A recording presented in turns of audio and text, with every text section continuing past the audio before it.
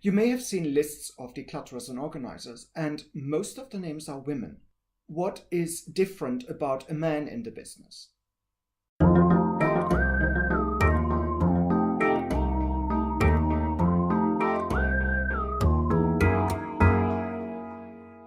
As a man in the business, I'm facing slightly different questions and expectations and worries by my clients.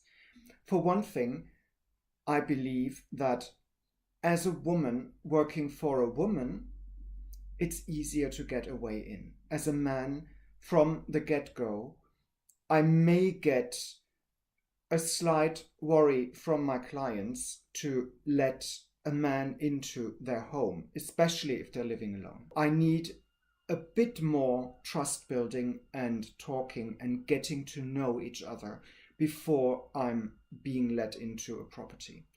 People want to know who I am because they are letting a complete stranger not just into their homes, but look at their very private items, because that's the nature of the business. So there could be a bit of a bias there, but so far I haven't had any problems with it.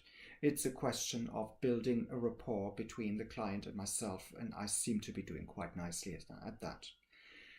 If I'm working for men, very often I hear the same comment, "Oh, that's unusual. I've seen a lot of women in the business, but I actually looked at whoever is nearest to me on the Upto website, and I found you, and I thought, well, why not?"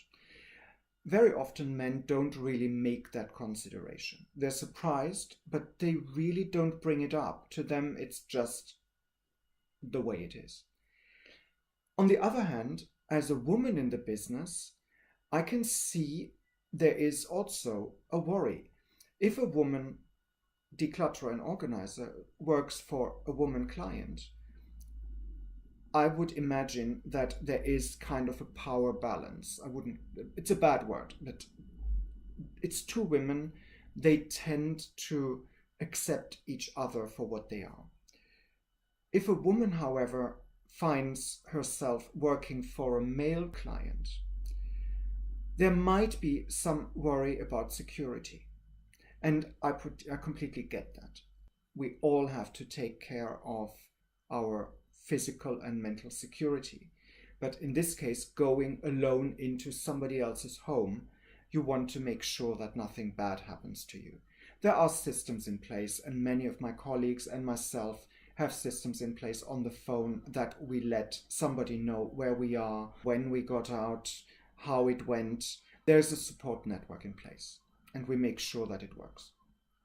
Coming back to a man in the business, apart from the emotional issues that come up working with a man, working with a woman, working for a man, working for a woman, there are preconceptions in the client base that a man might be more helpful to lift the heavy furniture, might be less inclined to stand and chat. And to be honest, I don't think you'll have to worry about that.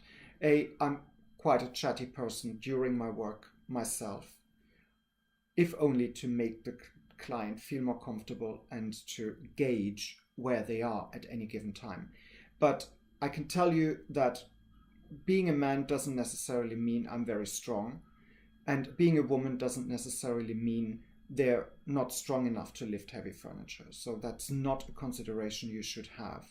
And to be honest, any organizer or declutterer, knowing what they're going into, will be able to tell you if they can or cannot do something.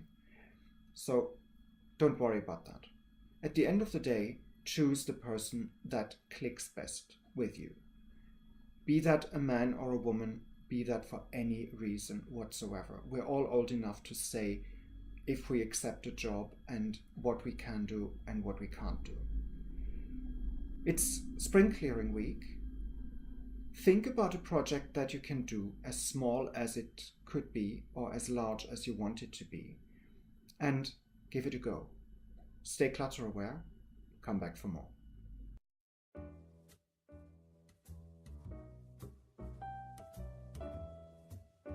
If you want more, there are options. Click the round logo to subscribe to this channel, or select the playlist in the middle to see more content, or check out the links in the description below.